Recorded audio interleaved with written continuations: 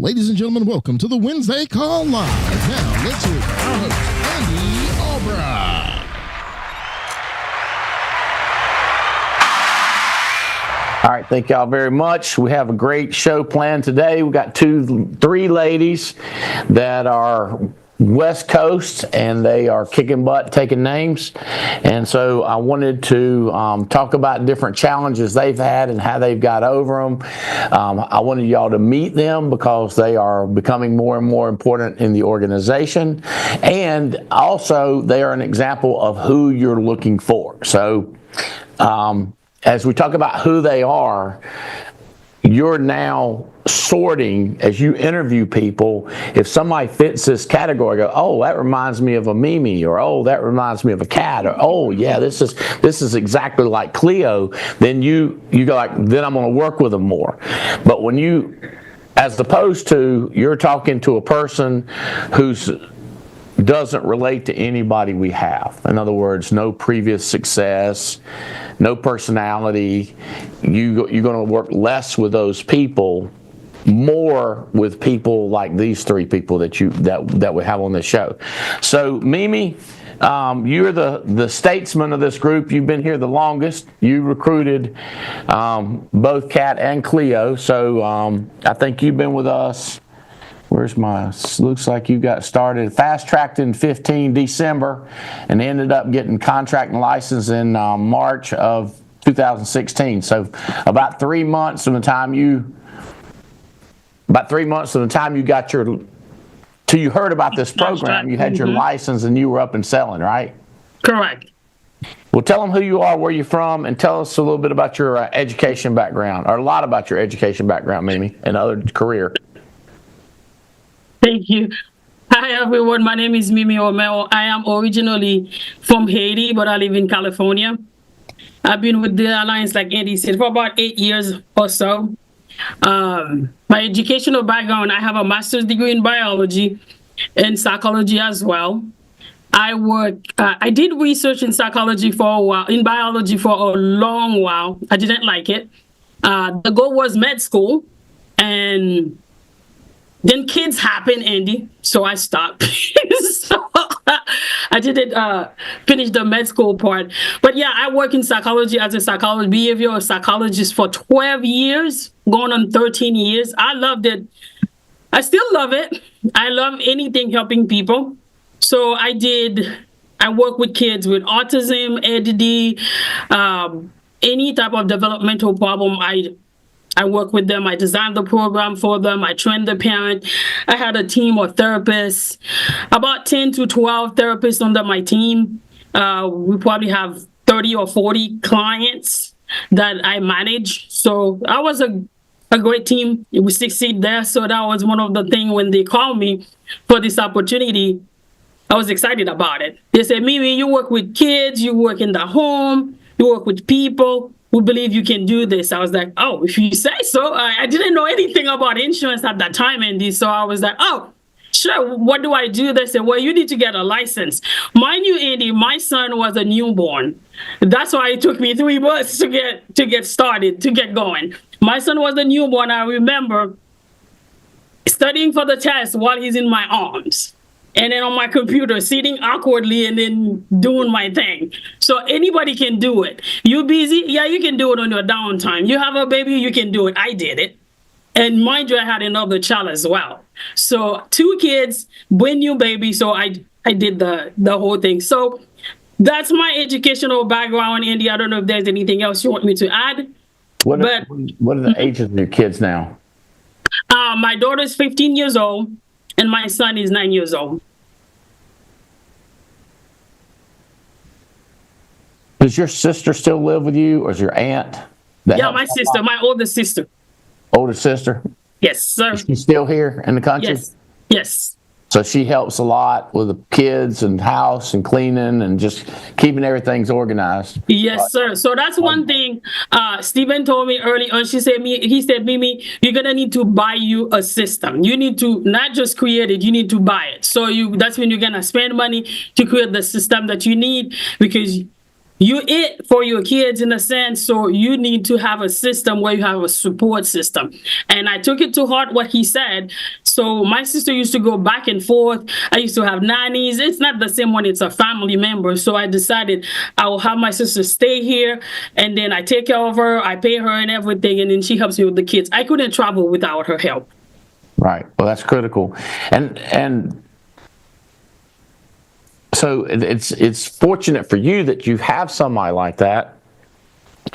So when I'm recruiting and building, I'm looking for somebody that's fortunate like that. In other words, if you find somebody who's not fortunate, they don't have a mama, they don't have a husband, they don't have a boyfriend, they don't have a sister, they don't have a neighbor that'll work for free and do all the work, and they're broke, so they can't afford to pay anybody because it's unfortunate, unfortunate, unfortunate, too bad, so sad, so sad. I am discouraged also, and I don't waste my time.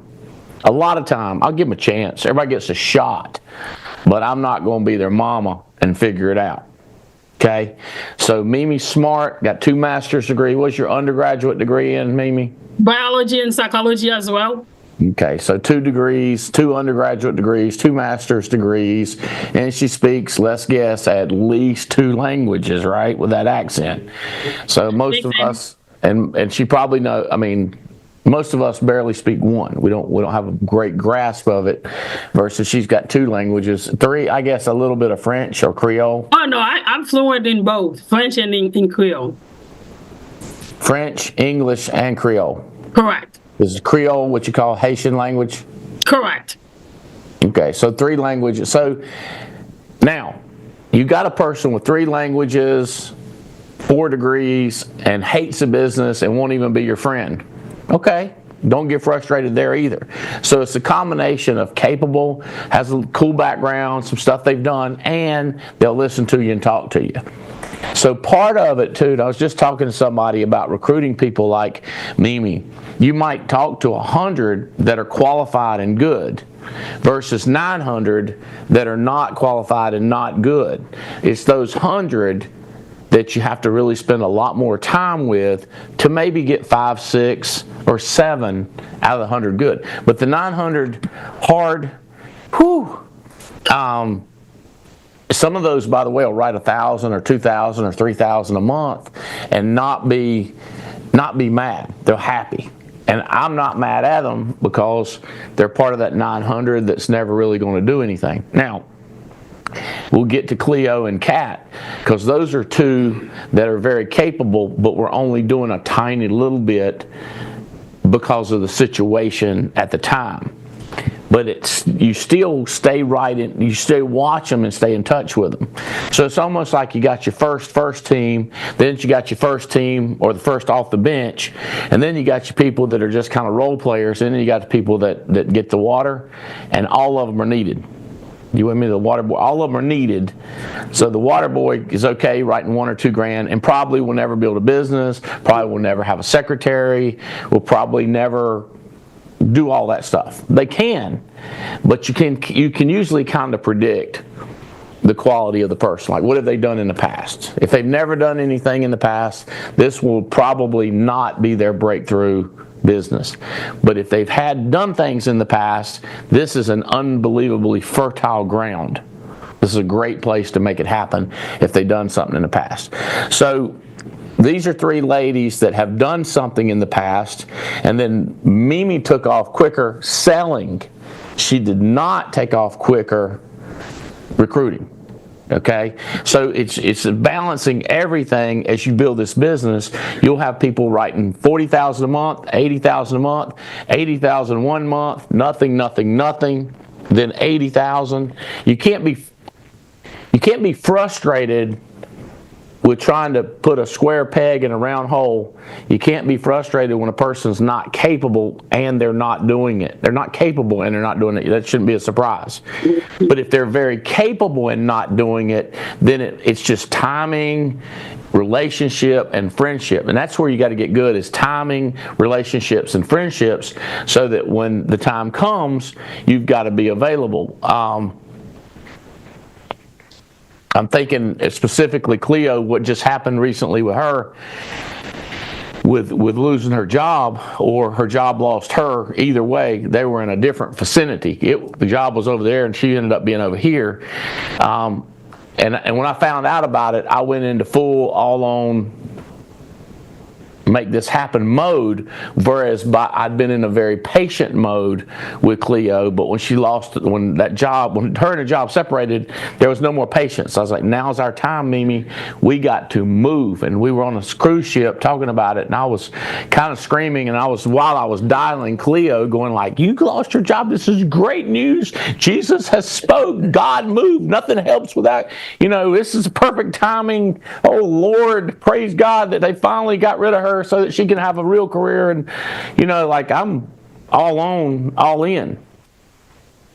But when she's making six figures and life's good and her husband's making money, she's making money, and they're just writing $1 or $2 grand or policy here, recruiting a cousin, I'm thrilled, because I know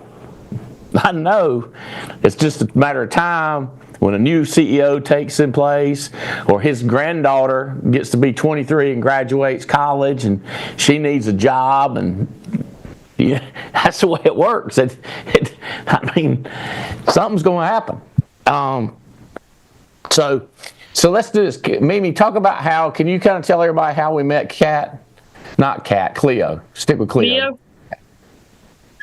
So you met Cleo in Dallas, Texas. So you both were on a separate meeting, and then I don't know if you were pretending you were lost because you're such a networker, so you needed to talk to Cleo. What? You did. What did you say? I said maybe you were pretending as if you were lost and you needed direction so you could talk to Cleo. So you did. So you went and asked Cleo. I'll let Cleo tell her own story. She can go into the details, but you talked to her, introduced yourself, and then you connected us together. That's the short version. Cleo can go into more details, and then I took it from there. And me and Cleo, we connected, and she wasn't easy like you said, but she was worth it. She was totally worth it, fully successful. She had full-time job making six figures like you mentioned earlier. And then she was a coach, full-time coach, a drummer, very successful on her own way, very strong work ethics. She wasn't easy, but it was worth it, like the song said. So I'll let Cleo introduce herself if that's what you want me to do. Yeah, I do want to. Yeah, so I met Cleo looking for directions. Talked to her on the way looking for directions. When she gave us bad directions, I talked to her on the way back with a lot more junk talking. And we got to be friends pretty quickly. And when I found out where she lived, which is a long ways from me and not too far from Mimi, I was thinking there's no way that I am going to have the patience. Like, she had a real good career job. Okay, if you want to call it that. And I was like, I'm not messing with her. She should just do this on the side, no pressure, no stress. One day you made it, and part of it, Cleo, maybe you address some of this as part of this. This will give us a reason to stay friends and keep in touch. Right. And you learn about financing for your husband and your kids and yourself. You learn how money works. Like, this don't have to be the biggest money-making venture. I just need an excuse to get her to hang around. And then my other thing was, if her and Mimi can get to be friends in the West Coast, because the time frame, the time differences, and traveling out there, like, if her and Mimi can get to be friends, I'd say my percentages, my odds for winning, meaning she's successful, my odds went up dramatically. Yeah. So that's kind of my version of it. Cleo, so you was over there on you everything. You had your little iPad. It was. Oh my God. Thank you, Andy. This is crazy. I was thinking earlier, what in the world am I doing here? Like, this is nuts. Thank you for being lost that day. And I'm just grateful. I happened to just timing. You guys say that all the time. It's just timing. And that's what happened with us, literally. And that day I was so busy finishing up. I had been in Texas for 4 days, and I was just busy. I was like, I had too many emails. I had like 700 emails. So when you walk by me, I'm thinking, I'm just trying to get what I need to get done. I've been off all week at this meeting, and I've got too many things I have to catch up on now. So, but I'm really grateful. Short story, Andy, that meeting changed my life because I had been praying for God to like give me something. Working full time. I had literally just hired someone on my team, and so I had a team that was under me at my job, and I was commuting, again. I had been working from home for like 4 years since COVID, and so it was beautiful. Oh, the stars were aligned. Then I had to get back into that commute every day, which is almost 2 hours for me, hour and a half one way going, and about 2.5 hours coming home. And on top of that, I had was going into my second year as a head coach for Millennium High School here in my local town, and so I was writing plans and trying to get all that in order. And I don't know if the Alliance knows, but I'm as a drummer, like a professional drummer, I've been for over 30 years, and I'm on staff at my church. So with all of these different things, all I thought was, okay, God, Kaylin's going to be graduating.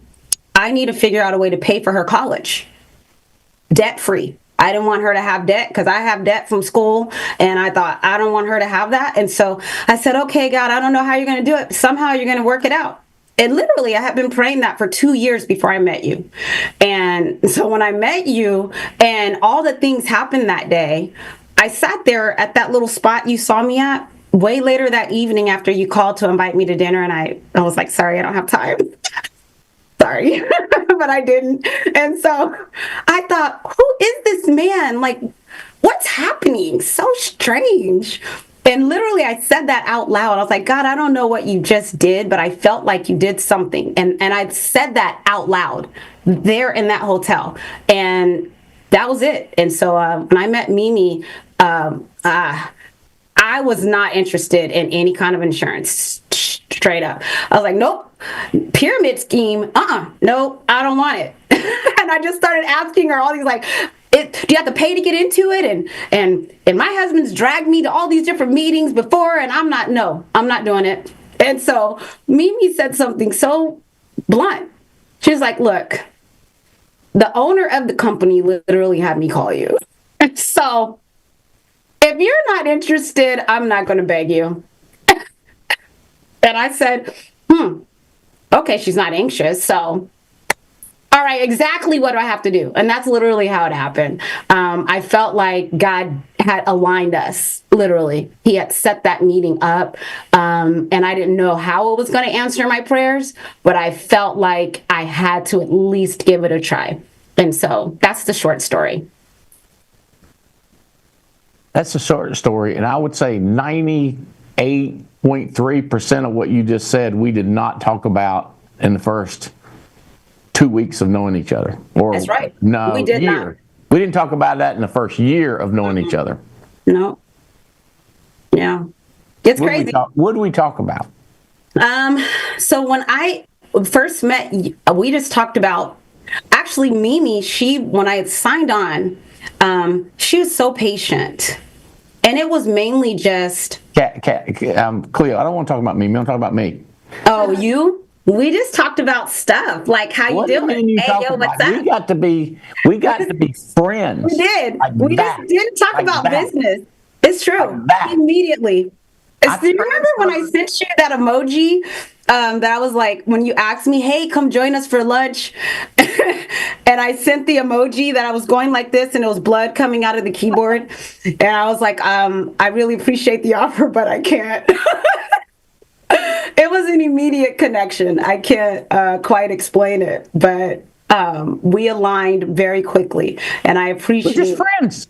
Just literally, kids, it was no business. You got this big job, and you're a coach, and I was so interested in you. True. No, I was genuine too. Yeah. Yeah. It's Very an interesting true. story. You have an interesting story, and you're a nice person. But I remember you meeting us at dinner or a bar. Maybe you came after dinner or something. But I came I flew to San Diego when you came. no. I'm talking about when that big ugly dude that does the hog hunting in a bar. We were sitting at the corner of the bar, and you were standing right behind me talking. What that was? Was that when you were at? Was that the meeting? We were all in the casino area, and I was helping you. No, I thought. Okay, when we met at the hotel, you didn't never have dinner or meet us at a bar like within the next 24 hours. No, that was it. So it wasn't 24 hours because I never met you guys. That when we met that day, I didn't meet you guys. You invited me to come that night for dinner, and I couldn't. I was too busy. Did you come down at lunch and walk by? No, not at all. I never came downstairs. When you guys were like, "Hey, you were right. The restaurant's downstairs," and you invited me to come, but I was so busy. I didn't know who you were. So you still don't. So the first time, so when I connected you with Mimi, we'd only met in person one time, and then I connected you to Mimi. That's right. So it was a total of 15-minute. Literally.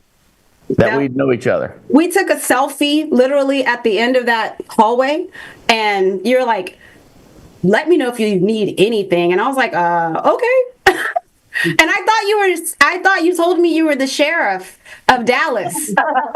No, so when I put your name in my phone, I thought you said Sheriff Andy Albright. So I just put, I don't know why I'm going to need this sheriff guy, but oh well. And so I just put you in as Sheriff Andy Albright. But I believe God was blocking my hearing, because if you had said insurance that day, I would have been like, I don't think I want to talk to him later, even though he's a nice guy. I didn't want to be sold on insurance. So, yeah. So I'm saying this for one person, but it applies to everybody. What if I'd have said, before I get to know you, before I connect you, would you be willing to do this? Would you be willing to work for commission? Would you be willing? Would you be willing? Would you be willing? I never really asked anything. You did not. Because I would have been like, no. But I'm very assumptive. Yeah. So, okay. But if you this is a sincere question, not a setup question. You know who I'm talking about that had big old guy that did a construction company, also was big on helping Army men with hog hunting? Yes. When did you meet? Where was that? He lives in Dallas, and I've never seen him any place other than Dallas. I don't remember meeting him. I know this. This is for a fact. That day, we didn't meet. The only person that was with you was Mark Setta, and who I didn't know him at the time, but that's who it was. Two ladies. And then when you went down to lunch, you called me later. So what happened was you guys all did go out, and then you called me from the restaurant. But I was still working that evening. I had worked all day. It was like 7:00 p.m. And you called, and I was still working. And you were inviting me to come. And I was like, I can't. So you may have had him with you guys, but I never actually. And then you said, okay, I'm going to put you in touch with my business partner in San Diego. And that's how you connected the dots at that point. I probably said one of my best friends, Mimi, is what I probably did. Yeah. I very seldom when I say business partner. Best friends. Yeah, one of my best friends. Yes, and you said she's a Haitian lady, and then I thought, "Is okay." They ain't gonna understand nothing she says. Be nice, Albright. It was great. Yeah. So now, Cleo has averaged the last 3 months. She's averaged $17,513 is she paid for the last 3 months in a row. Nice. And we'll probably come back to after we do come over to Cath a minute. But Cleo was full time, 6 figures, kids, coaching, church, husband, selling, and she'd put in cases like every month, might skip a month, and then she'd come in with 3, learn the program. Then when she lost her job, we started doing the math. We'll come back to that. But when she lost her job, I mean, I had a relationship, and I would text her, always asking about her with Mimi following up, because we had a connection. It's true. Because knowing that this person could do it, I wanted to be ready when something happened. And when something happened, Mimi casually mentioned it, and I went all ape. What? She's lost her job. This is great news. Because most people are the opposite. Oh, she lost her job. She might have. Like, no, this is good. Andy, can I say this? I have to add, and I'm going to thank you. I don't know if you're a mastermind. I don't know. But the way you handled me was just spectacular. And I honestly don't know if you know what you did when you connected Mimi and I. I don't know if you knew just how epic it was going to be, but I am ever grateful. Really. I'm ever grateful for just your genuineness from the beginning. You've just been so easy and genuine, and it's so rare. So thank you. That was it. All right. Thank you for that. And I will say, if anybody thinks like with Cleo, it's been a deliberate thing that I've tried to do, and still is right now, still is deliberate. Now, I've got a million things going on, so I can't 100% focus here, but it's deliberate. And you have no any times how I have brilliantly, how did you say it, brilliantly handled you and what? Mastermind. I have done the same mastermind 1,000 other times and got zero. But I would say Mr. Davies, who's, y'all's part of Davies' group, the way I handled Davies was mastermind 24 years ago, way different than I handled you. But we talk about the first time I ever met him, and he lives 2.5 hours from me. He's real young. He's broke. And then I demand that he drive to my house the next morning. 2.5 hours and broke. And he could have said no. I would have kept trying to recruit him, but he went for it. And then my total attitude got even more committed to him. So I'll make a move, see what they do, then I'll make another move. And sometimes my moves are months or quarters or a year in between, because I don't know from the time when you got contracted, fast-tracked in October of 22, contracted in January of 23. So November, December, January.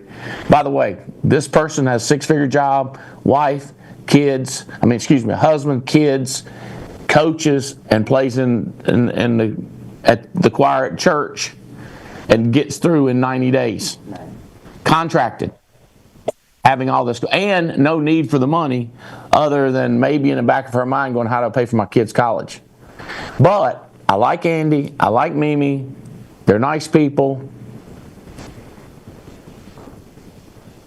But when she lost that job, it was almost not nice. Like, we are not playing no more. This is real life. That's true. Before we just playing. It's real life. We getting ready. Somebody getting ready. We ain't playing around, because we're not taking a job again. We're not going to be putting that. We're not going to put our wife, our family, husband, kid. Nobody's going to be put in this position. You're not going to be put in this emotional position again ever in your life. Never do I want you to feel that feeling of somebody telling you ain't getting paid no more. Yeah. And I don't know if you're there yet, but I ain't let up, because I want you to know that you always have multi-6 figures, no matter what anybody says to you. That's where I got to get you. Thank you. Okay, so I keep calling you Cath. Is that what you go by, Cath? Because that TH confuses me. It's Cath, C-A-T-H. So it's Cath. So it sounds like bath, except Cath. So I got to put the thing in Cath. And I got it, Cath. That's what I thought reading it, but I wasn't sure. You're correct. So how did Mimi, how did you find Cath? How did that work? So Brandy from Stephen Davis' office was recruiting for me. So we bought the license list, agent license list. So she found Cath less than a year ago. Let's say about February, Cath. That's when we found you. So around Christmas of last year, I get this text from Brandy, and I'm not kidding. It was almost like I was daring her to hire me. I was like, oh yeah, what about this? Oh yeah, what about this? I was probably the most snarky replier to poor Brandy. I love her dearly, but I will tell you, the method that they taught at Family Reunion on the stage is exactly what Brandy used on me, and here I am. But she contracted. Like February or March of last year. You fast track in January, and you got contracted the next day. Yeah, That's our records. So you already had your license. yeah. They were calling a license list, a list of licensed agents. And is Brandy still recruiting for Davies? Yes. Yeah. Okay. So a hired hand, a contractor, contracted, paid to recruit, not building her own business, just a paid person to recruit, came across Cath and didn't answer back with emotion, or I guess she kind of didn't care, is what I'm hearing, Cath. She just answered your questions. I asked questions, and then very quickly she handed me off to Mimi. Mimi and I had a call somewhere in and around Christmas, maybe first of the year, and she answered all my questions just like Cleo said, very plainly, was very matter of fact. I've owned businesses before, so I'm a pretty plain talker about money, about income, about how many hours in the day, how hard are you going to be working, what kind of work it is. I get really specific really fast, and I gave Mimi all of those questions, and she was just really plain with me. And it was super helpful, by the way. Tell us a little bit about your background, career, besides from insurance, and then why are you already versed in insurance? My background, my first degree is in interior design and architecture, and I knew before I graduated I didn't want to do that for my living, but I did various projects. I worked on Tiffany and Company, for example, was one of the projects I worked on. But then I worked in the association world. I've been all over the place, but most significantly, I had a business for 13 years that was a marketing firm, and that kind of fell apart when I divorced. And since I divorced, I'd been looking for other things, and so I kept. When Brandy was answering questions and when Mimi was answering questions, it's like Cleo was saying. I'm not kidding, Andy. For those of you all out there that believe in the power of prayer, I don't want to get too religious here, but I prayed for something that was lucrative, that had good people, that were kind and friendly, that I could travel and make lifelong friends. Here we are. I'm one annuity away from that Cabo trip. I so want to go to Cabo and get to know everybody there, but this is fun. It's a great team, and it has all of those things, and it's lucrative. If you work hard and you stick with it, you're going to make money. It is a proven system. I was praying for a proven system, and so I've watched these calls, and I've sat on Stephen Davies' team meetings, and if they recommend it, I do it.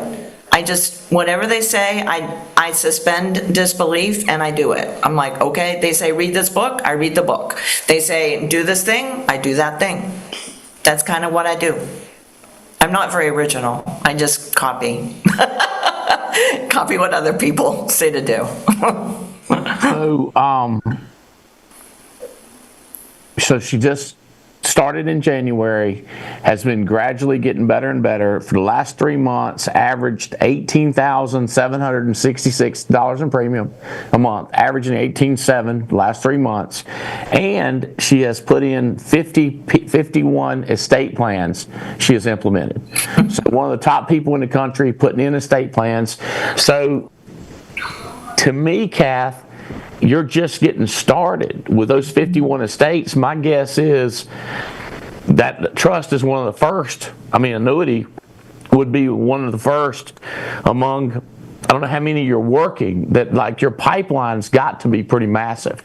I did my last seminar the 21st of October, and there's so much momentum. I've got appointments like up through the end of the year. Like people are like, what are you doing right before Christmas? And I'm like, well, I got appointments. And what are you doing? So I'm taking the week between Christmas and New Year's off, but there's so much momentum. 2 months later from those seminars, I am still handling appointments and notarizing, and 50 is a great number, and so January 30th, I'm taking all 50 customers out to pizza. They all want to meet each other. There's a few of them that are widowers and widows, and those folks definitely want to meet each other, and so I'm taking them all out to pizza. We have 2 signature cocktails, the Trusted Advisor and the Willful Heir are the 2 signature cocktails, and we're going to have a pizza party with all 50 of our customers.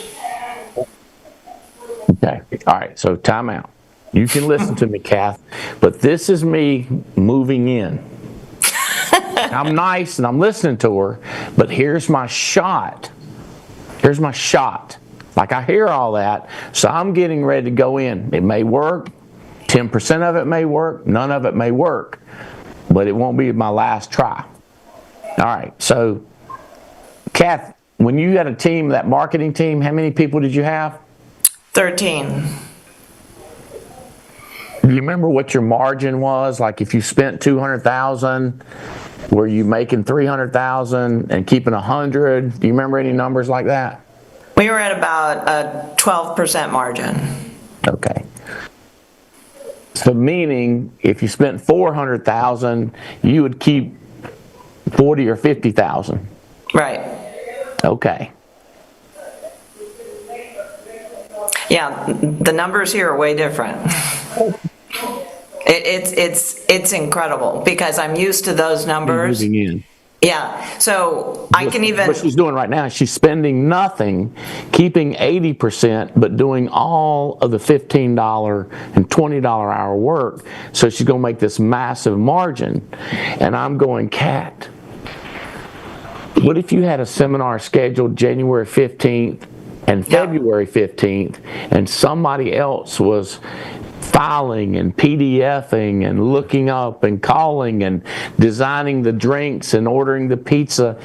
And I know it takes time, but the sooner you, God bless it, start. Yeah, her name is Donna Pitts, and she's one of my customers, and she's the most organized woman ever. And after I worked on her estate, I said, would you like a job? And I hired her. Okay. Good job. She's working for me, yeah. So I've got a bunch of folks that are retired and bored, and I hire them, and they make phone calls for me, and they're organizing the pizza party, and they're making Xeroxes, just anything I can delegate. Okay?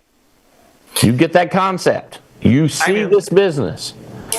We've had business people in this before, and sometimes I go, well, you know, it was so hard before because I had 14 employees and I was only making 50 grand. I don't want to get back in that. I go, you understand if you had 14 employees here, you'd be making $1 million and you'd be keeping 400.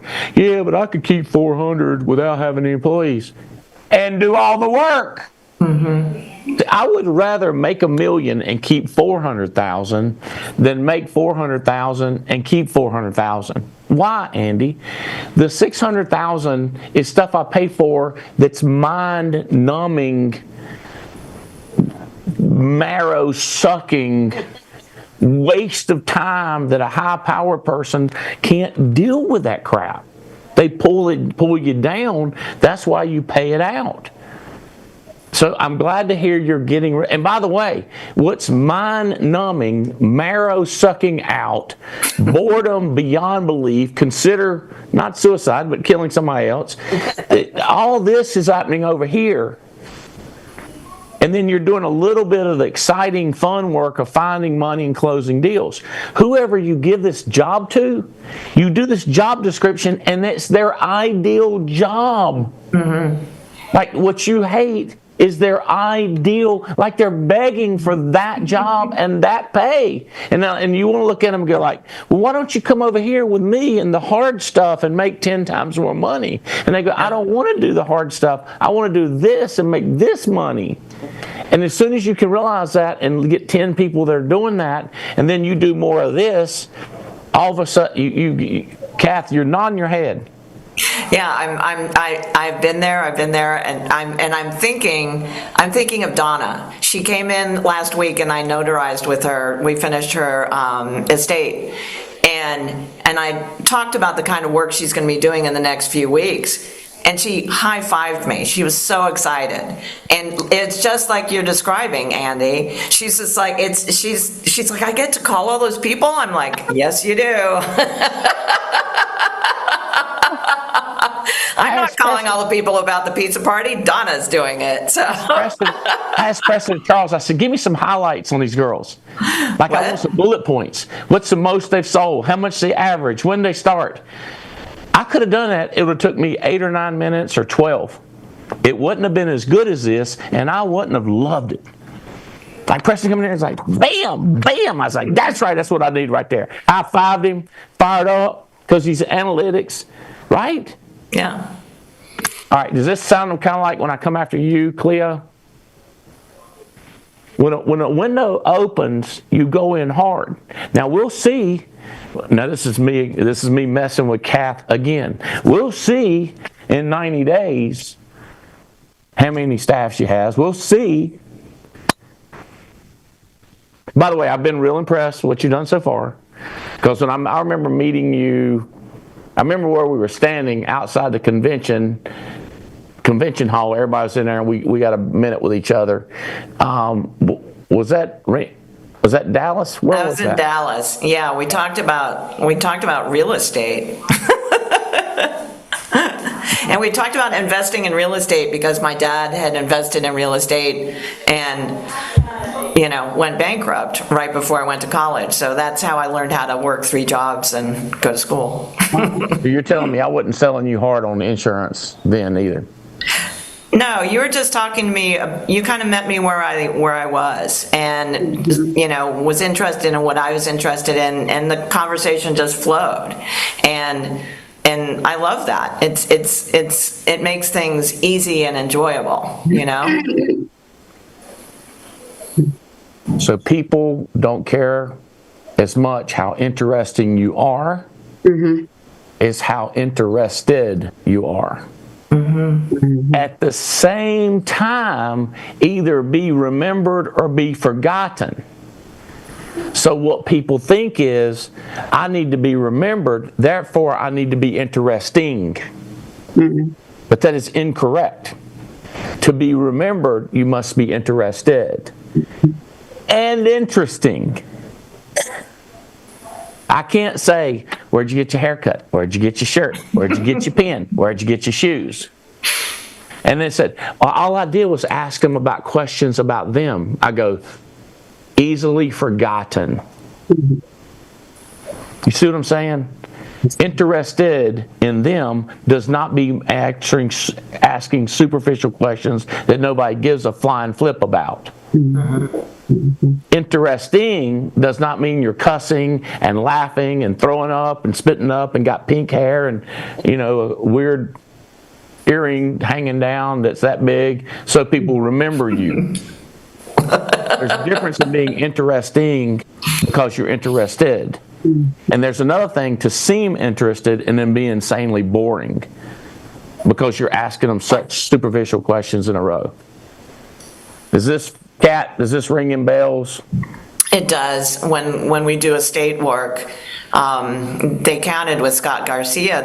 He asked an average of between 51 and 59 questions, and so I challenged myself to just keep asking questions and keep asking questions, and it's proven and it works. And getting to know them, they tell you the darndest things. Let me tell you, that's one reason why I want to take them all out to pizza, because I know these people. I know their kids. I know what their goals are, and if you ask the right questions, they you know. And so when I call them up to check on their estate, they're like, Cath, oh, I'm so glad you called. I wanted to update you about such and such. And I'm actually interested in that because I get the biggest kick out of these people's lives. It's interesting. I'm genuinely interested in what's going on with them. You know, I have met some incredible people.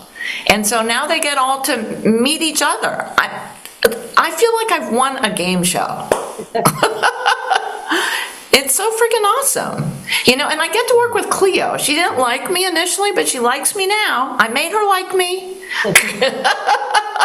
I'm true. Mimi, I will say. Record. And then Mimi, you know, she's gone through every up and down with me and has had my back over and over and over again. You have, baby. You have. Did you know that, Mimi? Did you know you've had her back? She told me many times. Okay. Cath, you know when the rubber meets the road, that's, you know.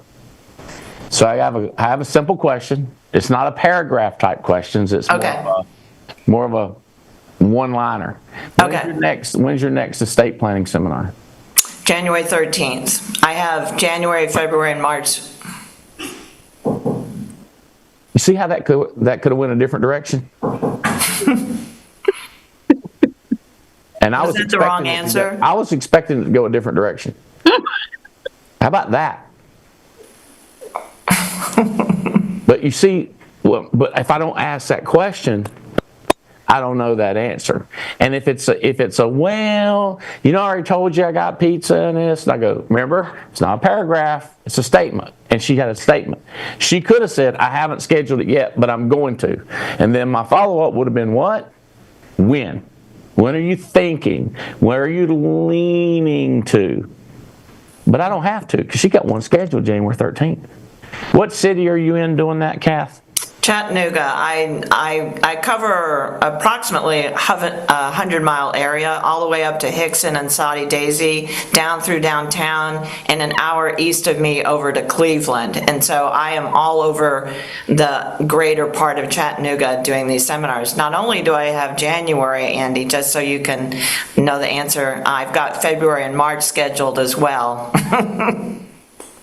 This girl just wrote a $15,000 check getting all the marketing done for all of those. And so there are 18,000 pieces of direct mail going out, and I just paid for that. Congratulations, Cath. I'm not surprised. I am thrilled. Thank you. I'm a little surprised. I think you have surprised a lot of people. I remember after leaving you, meeting you in Dallas, going finding Mimi and going like, that one's different and smart. Yeah. Have you noticed the smart part? Right, Mimi? Yes, that's true.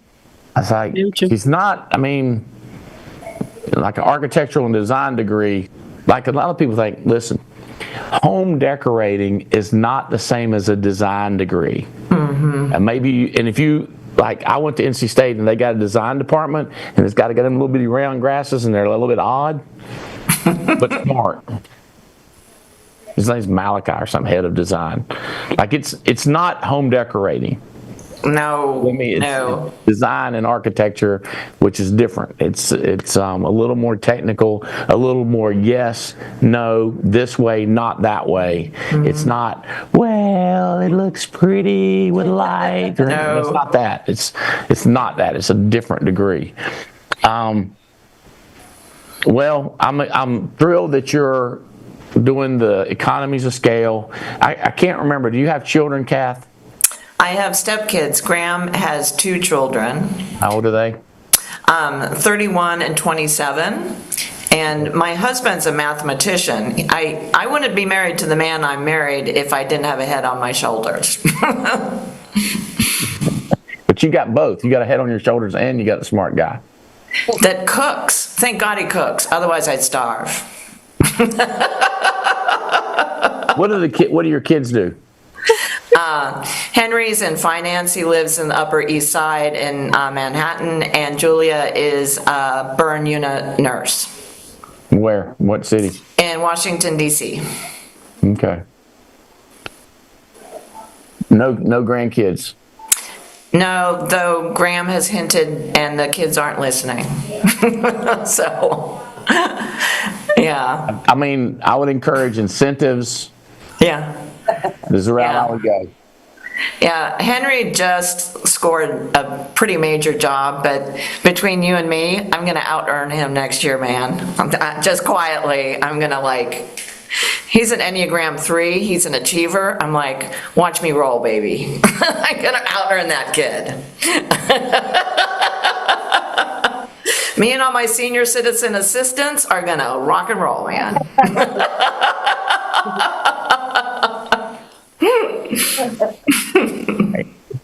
So it's this. I want y'all to hear me working. I'm working. I'm going Cath. Some accountants are going to say things like, "But you're not making money." Same conversation. This is similar conversation when I started with Cleo, saying, "How much were you making, Cleo, before they let you go?" 135 total comp. Okay, 135. So I started doing the math, and I go, no. How much do you see in your paycheck? Well, I'll make 135. How much do you see? Remember that, Cleo? Yeah, What's the number you see? Mm-hmm. That's what you're making. Yeah. On the other hand, in this business, you could gross 300 and show you're making 30, Mm-hmm. and you're really making 200. Yeah. But your accountant sees 30. So it's reversed. In a job, you're making 130 and you're really making 70. In a business, it looks like you're only making 30 when you're making 200. That's the concept. If you're building your business. So in other words, you could pay taxes to the government, or you could build your business called reinvesting. Mm-hmm. But what I always did is, instead of, my mind don't like reinvesting, but my mind likes building lifestyle. Mm-hmm. So by hiring someone to do the headache work, to me, frustrate. When you're on hold, to me, my blood pressure goes through the roof. I'm wanting to hit something, and I get all upset. But other people don't mind sitting there. They'll be typing, working while they're on hold. I can't do it. I'm like, God, hang up, call them back. Hang up, call them back. And then you're getting an answering service, and that don't work. So I called it lifestyle by reinvesting, Cath, because one day, when you're making $4 million, and it's hard to hide the money by building your lifestyle. Yeah. So you've been through this training before, right, Cath? You're supposed to only do the highest paid part. My dad was a project manager for Bechtel, and he taught me project management. Bechtel's a big engineering company. And when he taught me project management, he says, only do the things that you can do. Delegate everything else. So here's my question. Can Davies say to her what I'm saying to? Maybe. Can Mimi say to her what I'm saying to her? Can Clay say it to her? And Robbie? I think they all can. But if I don't believe this, I'm not the CEO. I'm the best at getting her to do this. This is high paid money. Yeah. The questions I'm asking are high-paid questions that if you ask them wrong, you piss them off, they feel pressured, questioned, not edified, not appreciated. So you got to ask. So this is high-paid work as opposed to whatever. This is good pay work. What my staff pulled up, but by pressuring the smart person to build a big business, pressuring, massaging, encouraging. How about this, Cath? I mean, we're rocking.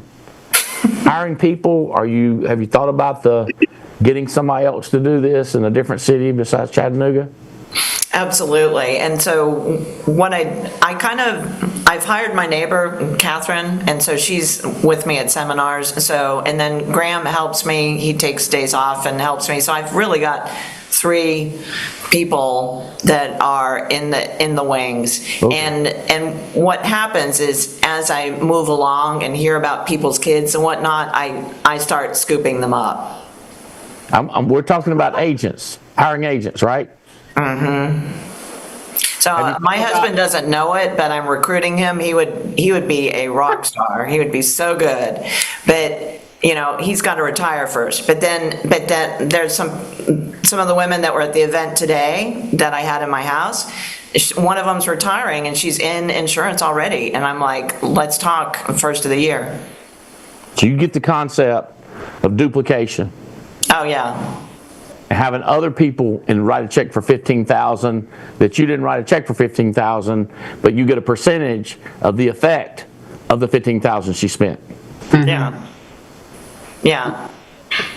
Because when you had 14 employees before in that other company, none of the employees ever spent money to grow your business. But you hire an agent, they spend money to grow your business. But it's to grow their business. Yeah, but you get a piece. The power of that, getting somebody else to care about their business, is huge. So when you're kind of looking through these screen glasses, you're looking for people that can walk, chew bubble gum at the same time. You want people that kind of looks the part. You want a person that's had some success. But then, what do they want? Do they only want to sell $1,000 a month? Do they just need to have $500 a month coming in? Do they just want to do something? I used to hire men a lot, and when I found out their wife made 6 figures, I immediately quit trying to get them to do anything because I knew what they were doing. This was my excuse. Tell their wife they're working. And so I would stop. I'd be like, this guy she makes 6 figures. He buys some leads and he don't call them. She's paying all the bills. He's happy. I was nice to him, but I'd see it so much. I'd be like, I'm not dealing with this. So I'm looking through these glasses, and I'm looking for people who want to fake like they've got a job. Maybe a person needs somewhere to hang around. Yeah. Then another person wants to sell and have an easy life. And then another person just wants to recruit. They don't want to sell. They just want to recruit and have everybody else do all the work. They don't know how to sell. They don't know how to coach. They don't know how to teach. They don't do nothing, but they want everybody else to do the work. And then but through my glasses, I'm looking for that person that I think might want to do it all. Sell, recruit, and build. Because there's peripheral people all over the place. But that one, and that one, and that one, I'm looking for the basketball player that can jump, that can dribble, that can pass, that can play defense. Well, that's unheard of. Nuh-uh. And the one that's closest, he's 80% on shooting, 80% on free throws, 80% on defense. Not the one that he can shoot, but he can't dribble and can't catch. We used to have a guy 6'6" or 6'7" named Chuck Nevitt that could dunk the ball without jumping. Here's the problem. He couldn't catch the ball. Like if you handed it to him, he could dunk it, but he couldn't catch. Oh, no. So frustrating. And if you had to throw him up here, like if you bounced it, you'd have to take his arms and do this.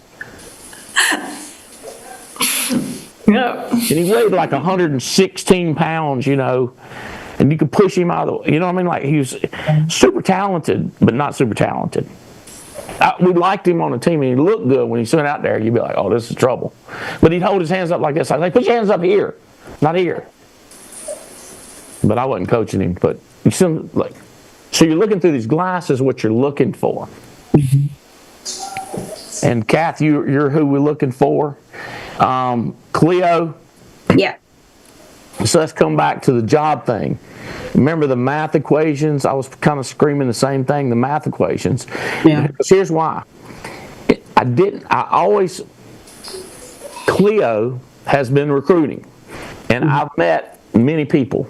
And like this Jamal guy, I remember, and there's a couple other people that you introduced me to, but none of them kind of went crazy. Now Jamal still writes. What does he write? 1,000? No, Camille. Yeah. Jamal, I know who Jamal is. Jamal's another young guy that reminds me. Yeah, he's averaging probably about 5,000 AP, 6,000, I think. Is that about right, Mimi? Yeah, roughly. On average for quarterly. Yeah. So, no kidding. Jamal graduated ULC, not your guy, Camille. Jamal graduated UNLV, I'm about 99% sure, or University of Southern California. One of them with like 4 letters in it. Big school. Yeah. I think it's University of Southern California. And his dad is in the business, and this kid's in it, kind of like you. And I've been trying to get him, but he's kind of went more of the career route. Camille has not went more of the career route. He's sticking with it, and he's only what 25, 27? 25. Yeah. He's 25, lives with mom and dad, does not have stupid bills, and his parents have decent jobs.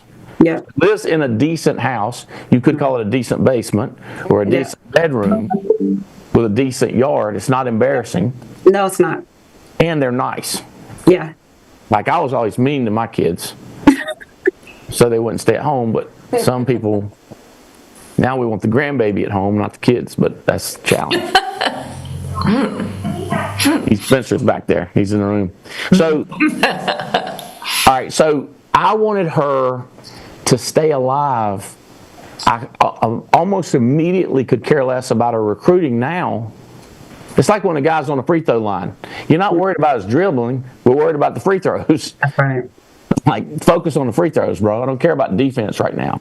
Well, when she's lost her job, I wanted her to survive. So what I told Mimi is, Mimi, you might have to work 80 hours. You might have to, like, talk to your husband. We don't want to ever get you back in this position again where somebody takes your money. So let's get you making 6 figures, and then let's think about building a business together. Yeah. That's it. And then we started about the math of leads, because people want to make 6 figures without leads. It's easier to spend 40 grand and make 100. Listen, it's easier to spend 40 and make 140. See the math? Spend 40, make 140, keep 100. That's so much easier than don't spend nothing, make 100 and keep 100. So I don't have any money. I go, well, see, that's what I'm talking about. Find somebody that's got, I was just talking to somebody that said, I got $160,000 of credit on my credit cards if I need money.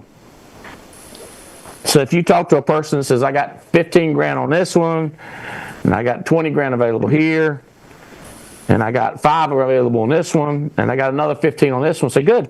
So you got credit. Yeah, good. So it's easier for me to show you how to spend 15 or 20,000, gross 120 and keep 100, or maybe you only gross 90, spend 20, keep 70, than it is for somebody to spend 0 and make 70. Yeah.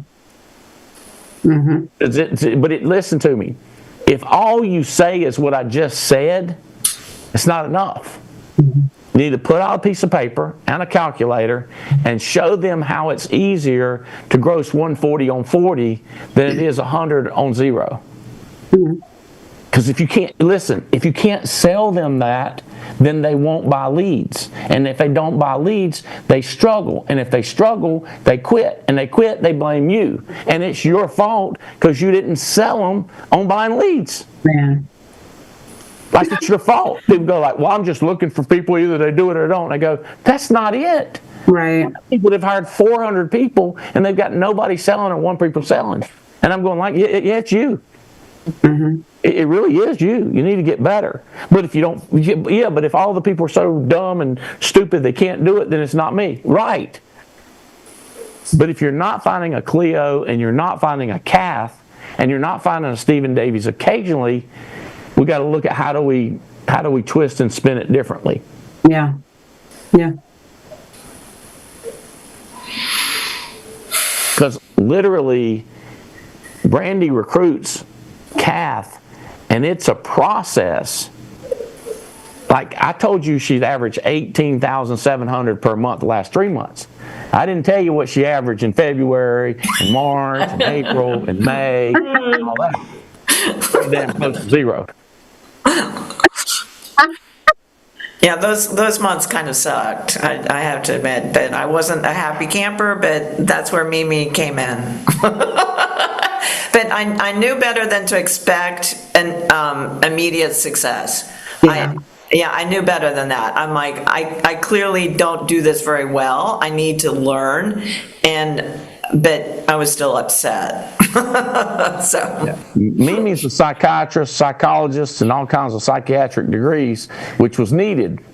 Yeah. How can you diplomatically tell how you handle this, Mimi? Because I remember you calling, telling me, and you thinking, I think she might jump off the bridge, and I was like, no. I wanted to, yeah. How'd No, you do true. that? Yeah. How did I do it? Well, what we did, me and Cath, when she was having those rough time, we stay in touch a lot. She called me, she communicated. Pretty much I tried to do what you guys did with me. We communicated a lot. So she told me, I'm struggling with this. She will call me when she was doing telesales starting out. So she always communicated with me. So I knew what the issue was so I could help her. Mm-hmm. And then when we came with the estate planning, she said, Mimi, if I keep doing final expense telesales, I'm about to kill myself. So I'm jumping into estate planning. She's like, I'm good at it. I'm a business person. I can do it. I have the money to do it. I said, are you sure? We're gonna need to train you on the sales, because she wasn't really experienced with us, Andy. So we thought that was high level sales. She's like, I'm used to sales, but just not this one. So at first it was a struggle for her, but because we always communicated and I connected her with Bam, with Chris was helping Brad, and then I connected her with Belle Krause, and then she attended all the seminars, all the training to get her better. Mm-hmm. Right? So I don't argue with her. I listen. Sometimes I agree to disagree. And I know in my head, and then at the end this is what I will tell you to do. And then I connect her with the people who can help her, because I'm not doing estate planning. She's doing it, but I'm friends with Belle. I'm friends with Joe Walker and all these people. So I created that circle for her so she can win. And she's been killing it. She takes advice. That's the one thing with Cath. When you tell her, hey, Cath, you screw up right here, you need to fix this and that, she will take it into consideration. Belle told her, if you don't go to Texas, you're gonna die. Your business will be out. Mm-hmm. She's changed her schedule. She had surgery and everything to do, but she switched her schedule over to attend the Dallas meeting on estate planning we had a few months ago. That's how she got better. Mm-hmm. She stayed connected to the system and follow what we teach her to do. Yeah, Dallas made a huge difference. One thing that Mimi does that's helpful, what she just said was exactly what happened. But one thing that Mimi does from time to time, she's like, I'm going to give you some tough love. Are you ready? And sometimes I'll tell Mimi, give me half a day or an hour or whatever, and I'll go walk the dogs or something, because, I'm hurting, because it's not easy when you fail. You've got to scrape yourself off and get up and walk, do it differently. And so sometimes it's a day or so before I take her advice. I'm going to tell you how stupid you are. Are you ready for it, or do you want to wait until later? Yeah. I know she's eventually going to tell me I'm stupid, so are you in the mood to hear it now, or you want me to tell you later how you want to do this? Yeah, exactly. I'm going to tell you how bad you suck. Yeah. No, that's... Actually, can I just interject? That is true. This Mimi's been it's the last few... So, full transparency, how much did I spend last week on what? Right at about $3. Oh my God, I don't want to say it out loud. It's like $1,000. Yeah, oh my God. And I was like, no, just no. And she was like, yes. I said, no. She said, yes, Cleo. Like, you have to. And I literally melted down. It's like, spend money to make money. Spend money to make money. Because I'm not used to that. And this is just for somebody out there. Like, it is a real thing to be comfortable. It's a real thing. I get paid for everything I do. And I'm not saying that to be boastful. It's all God's grace. But everything I do, I get paid for. So it's comfortable to be in a totally uncomfortable place where literally every day is a faith walk, and then you're like, you got to invest. Nah, I can, because I can handle $250 a week. But you come talking about some $3,000 a month for that. Oh, nah. No, I'm not. And I'm serious. And so she said, Cleo, she sat right across the table from me. And she was like, we have to do this. And I said, okay. $3,000 a month. Three. $3,000 a month. If you can't see, like we're so confident in your skills that if you spend $36,000 next year, we know you're going to make a minimum of $150. We think you're going to make $250 to $300 on $36,000. Right. But it would be easier to make $250,000 on $52,000. Oh, yeah. Yeah. Yeah. But people go like, yeah, but I don't keep as much. But it'd be easier. And you know how lazy you are. Because easier is laziness. That's it. If you're lazy, you need to put more money in. That's right. You have to, because it's a mindset. It's like to hitting that plateau, that wall, because I came out of almost all the money I made, you know this, was warm market. Like I didn't buy any leads. I mean, I made almost $40,000 just never buying a lead. So coming into this atmosphere of, no, you got to buy leads. Okay, I will. Sure. I'll buy Bang Bang for $250. like Alex Trebek, you know? Bang Bang for $250, please. and that's what I was doing. And I did great. You win $1,000. And I did really good. I mean, my biggest months were all on Bang Bang leads. I feel like and then, you know, I had some help along the way. Thank you. But now it's like, no, I'm really serious. Like if I'm building, which I'm doing that too, Mimi has been like, you have to recruit. And so I've been very diligent about who. Just like you're saying, Andy, it's like, I know you got to just have a lot of people, just ask anybody, but genuinely, I'm still working on the patience part of dealing with people that aren't there. You know, I don't have time to deal with you. Like, if you can't think you can work through a class, then you need to go and stay where you are for now. And I'm going to find somebody who actually wants to get in class and finish. Like, that's just my mindset. But I know that I need to change my mindset and just keep going. And eventually that person will come. So she has helped me incredibly. I genuinely know that I would not still be here if it hadn't been for all her psychology background and just having the gift. And you too, almost every time I'm ready to just be like, forget it, I get a text from you, Andy. It never fails. I told Mimi yesterday. I was like, now how in the world did he know that I had one of the roughest weeks? Last 2-3 weeks have been the worst ever. And I was like, Mimi, I don't know. And she was like, Cleo, we're going to get through it. And then you send me a text and I'm just thinking, I have to stay. Like and so there is no going back, just so you know. I'm all in. And when I said that, I'm all in.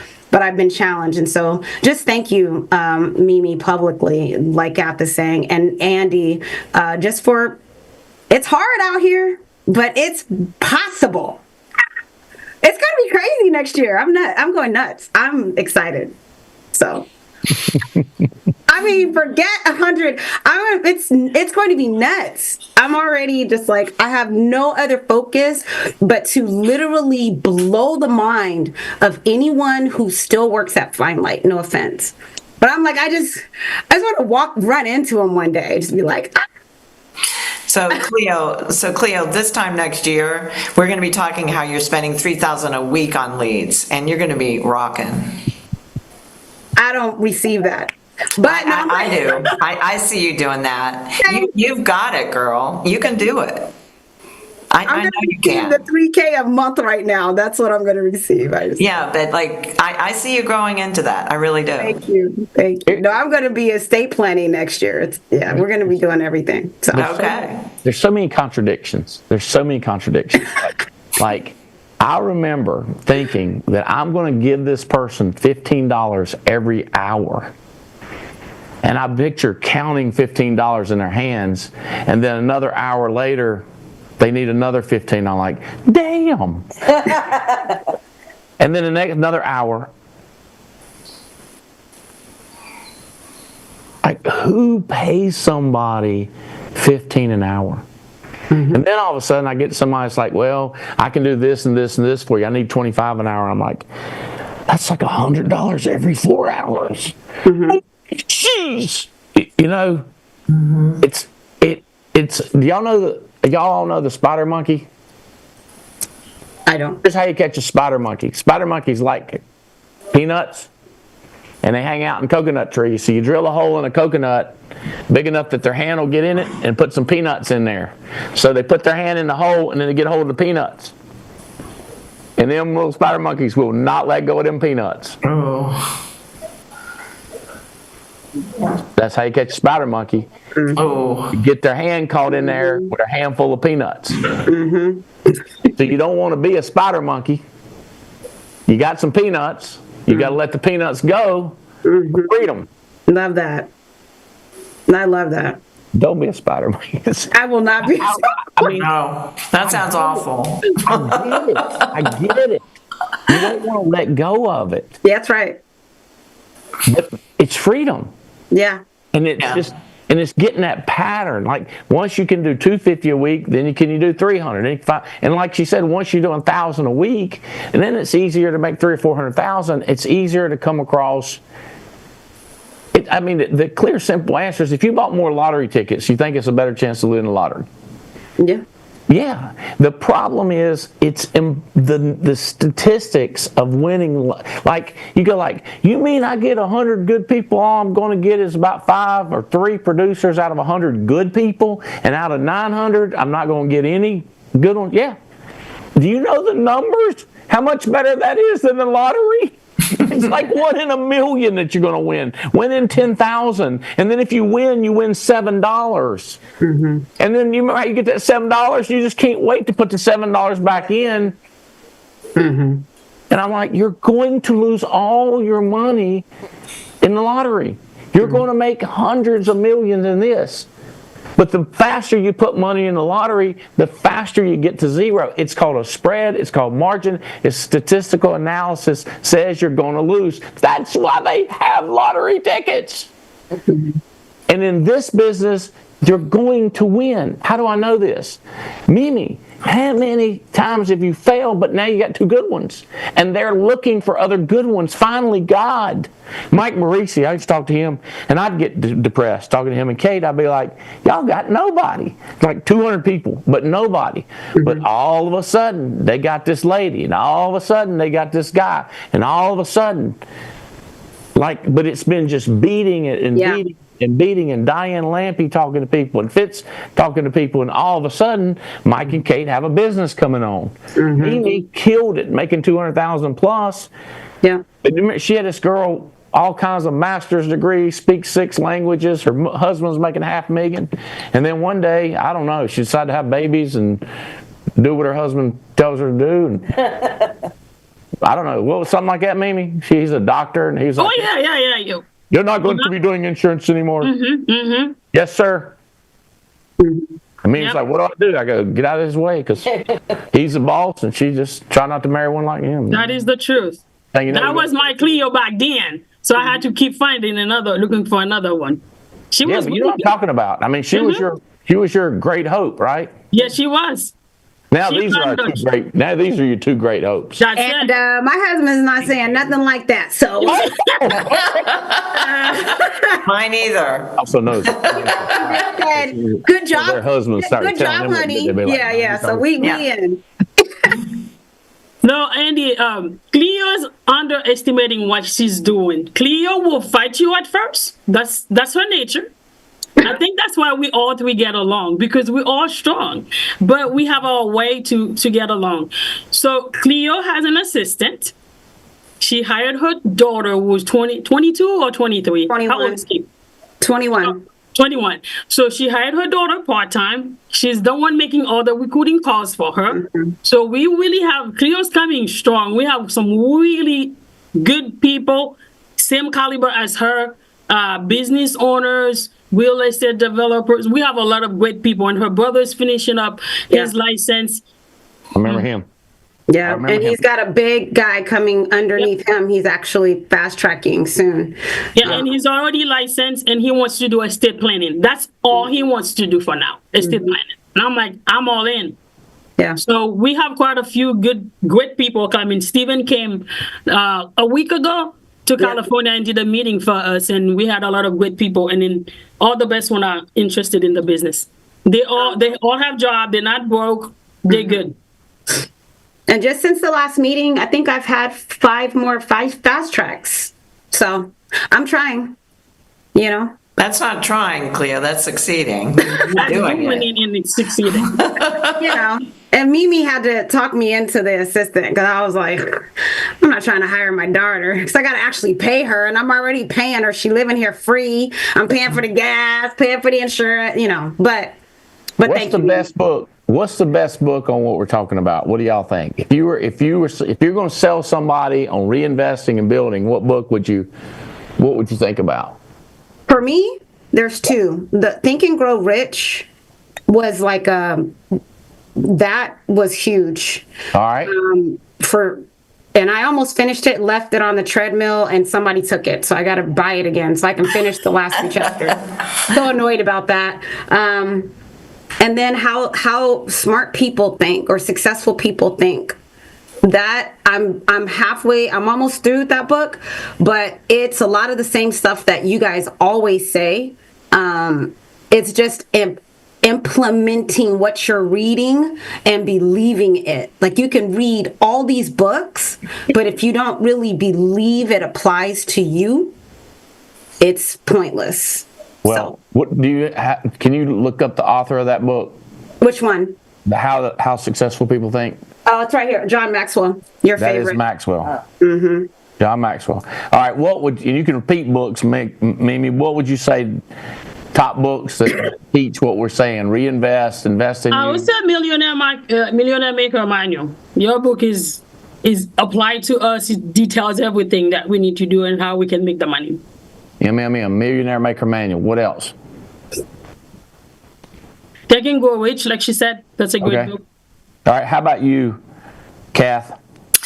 Napoleon Hill, Think and Grow Rich is one that I really like. And then an oldie but goodie, it's not so much on building, is Dale Carnegie, How to Win Friends and Influence People, is what I'm reading right now. It really gets into the nuances of selling and just how to make people love you. You know, it's a classic.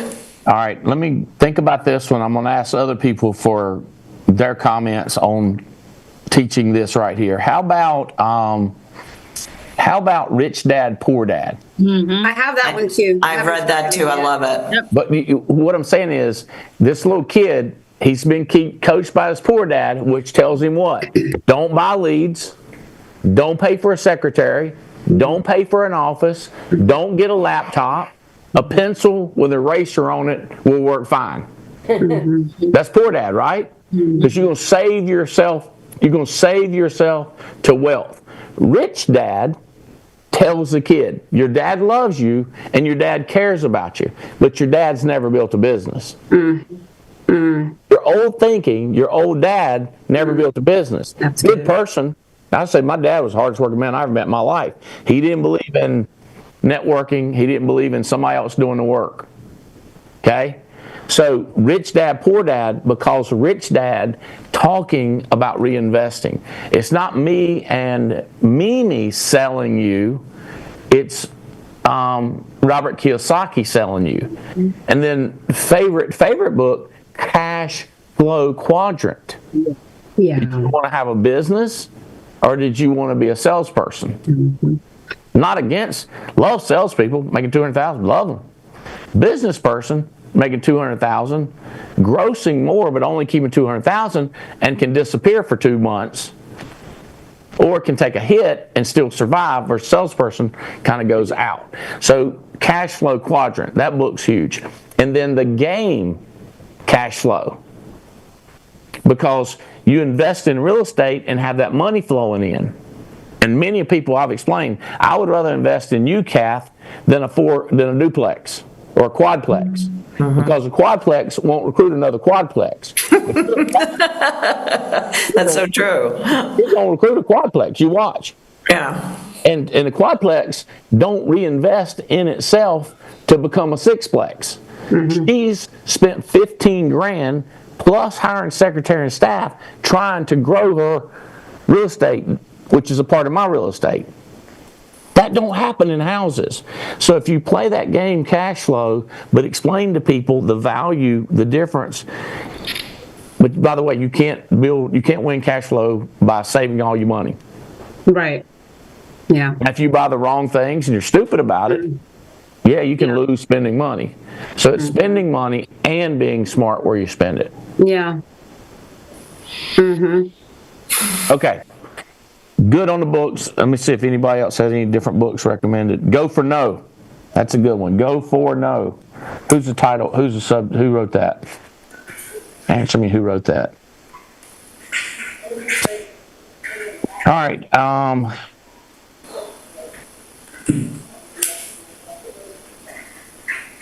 Andrea Waltz and Richard Fenton. Go for No.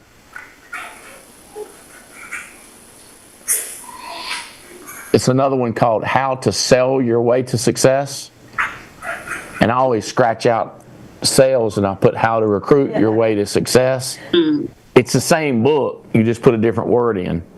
All right, last thing. Brand new person, struggling, just stuck. What's your advice on getting unstuck, Cath? Take a breath. Be good to yourself. Listen to the people around you as opposed to resisting that. What do you say, Cleo? Seek somebody's advice who knows more than you about what you're stuck on. Find somebody who's done it before and gets it. Yep. That might not always be your upline, and I'm not going to even bounce anybody around. It may not even be your upline.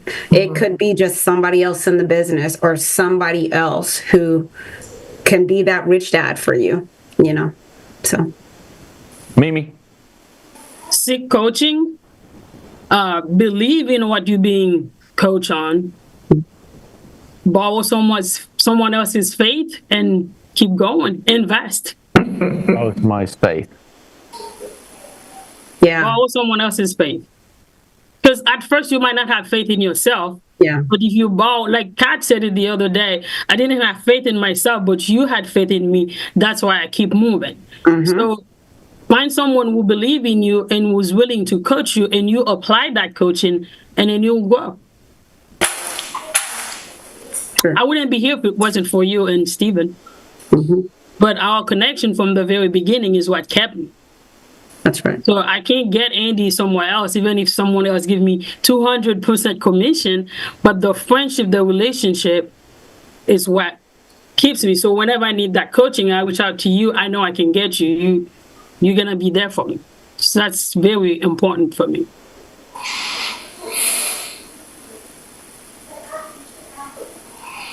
Well, so much opportunity here. It's endless. Congratulate you three for what you're doing so far. I know next year it's going to be huge. Yeah.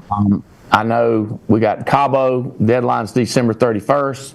Hopefully you're just over. By the way, if you win by $1, we're going to pay for it, all expenses paid. If you only win by $1, we're going to pay for everything. You don't have to win by $10 or $20,000 or $100,000. Just win by $1.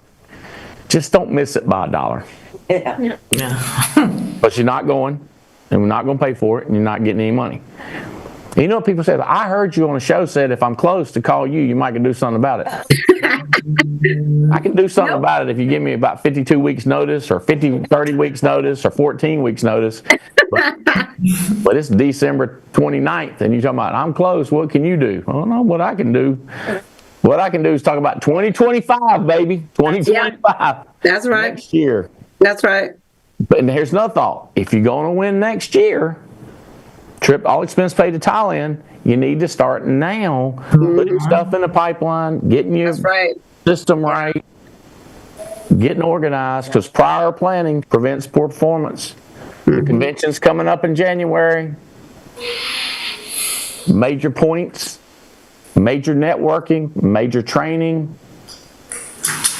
Selling people on get them to that makes a big difference. You heard these two ladies talk about it. They were sold on coming to seminars by Mimi, by Davies, me, and other friends, and then they decided to make the commitment, and it's life-changing. Yep. Same thing for your guys. How many can we get there? Mamas, daddies, cousins, brothers, everybody. Everybody we know, trust, and love, try to get them to our conventions. Thank you for the tips coming in on the text. You helped. Thank you, ladies. Let's go kill this thing. Thank you. Thank you, Andy. See you guys.